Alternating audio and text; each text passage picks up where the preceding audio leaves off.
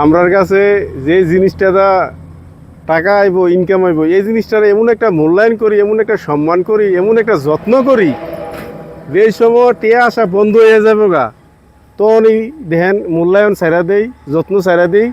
এটা আমার কাছে তুচ্ছ মনে হয়।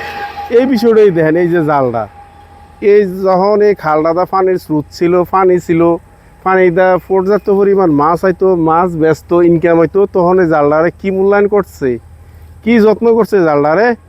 আজকে খালো পানি নাই, জোয়ান নাই, মাছ নাই, কিছু নাই, এই জাল মাল হালাই দিয়া গেছে গা। আর জাল যে হয়ে রয়েছে, ওই যে গত বছর পানি শেষ, এই যে টাঙ্গাই দিয়া গেছে, এই পর্যন্ত আমরা এই রুটে দাও অনেকবার আওয়া যাওয়া করি, কিন্তু এই জালটা এই অবস্থায় দেখতেছি।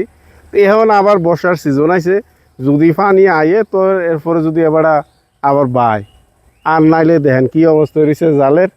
তো ওইটাই, যেটাতে আমরা ইনকাম হয় এটাতে আমরা অনেক মূল্যায়ন করি, সম্মান করি, যত্ন করি। যখন ইনকাম বন্ধ হয়ে যায় গায়, এটাতে আর মূল্যায়ন করি না, সম্মান করি না, যত্ন করি না, এই জালের মতো হালাই দেওয়া গেছি গা। এই হলো অবস্থা।